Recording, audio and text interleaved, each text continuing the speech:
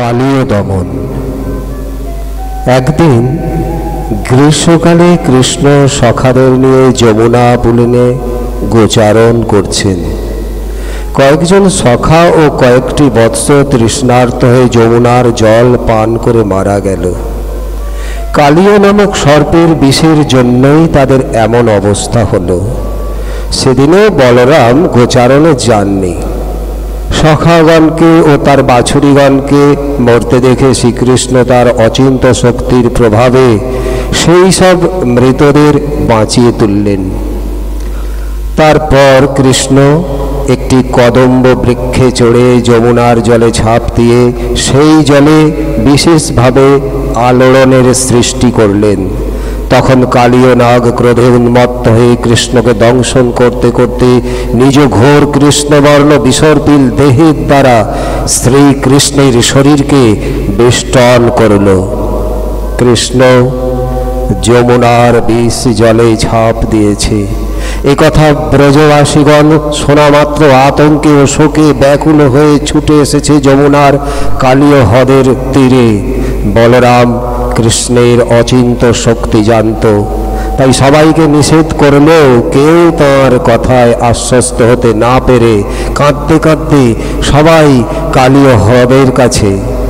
নন্দ যশোদা সেই বিষ জলে ঝাঁপ দিতে চেষ্টা করছে, সবাই তাদের উভয়কে আটকাচ্ছে। এদিকে কৃষ্ণ সর্পের বেষ্টন থেকে নিজেকে মুক্ত করে তার স্কন্ধদেশ নত করিয়ে মস্তকের ফণার উপর চড়ে নৃত্য করতে লাগলেন। কৃষ্ণের চরণাঘাত সহ্য করতে পারছে না কালীয়, তার মুখ দিয়ে রক্ত উঠল ঝলকে ঝলকে। শত শত মুখ তার, সকলে দমিত হলো কৃষ্ণের পদাঘাতে।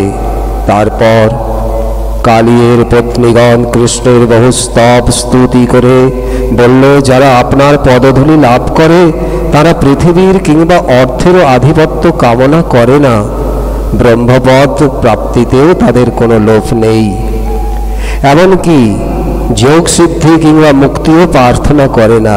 হে কৃষ্ণ, দাসের অপরাধ অনুভব সহ্য করা উচিত। হে প্রভু, আপনি খল সর্পকে ক্ষমা করুন। তারপর সেই কালীয় শ্রীকৃষ্ণের উদ্দেশ্যে বললেন, আমি সর্প জাতি, স্বভাবতই খল ও ক্রোধী। হে নাথ, জীবের নিজ স্বভাব পরিত্যাগ করা কঠিন। এখন আপনি অনুগ্রহ বা নিগ্রহ যাই ভালো মনে করেন তাই করুন।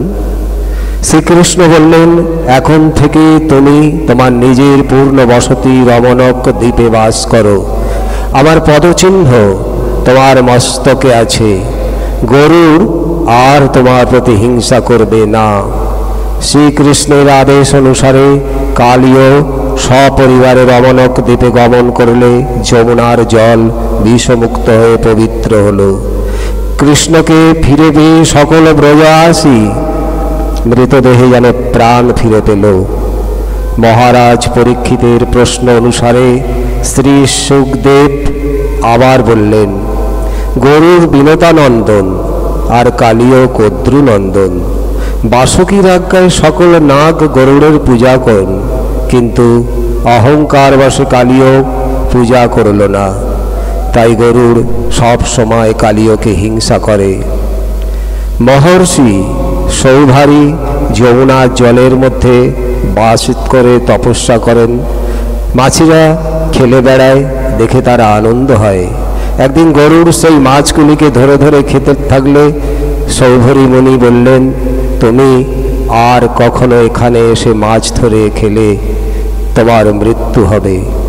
আমার অভিশাপে তাই গরুড় সেখানে যেতে পারত না।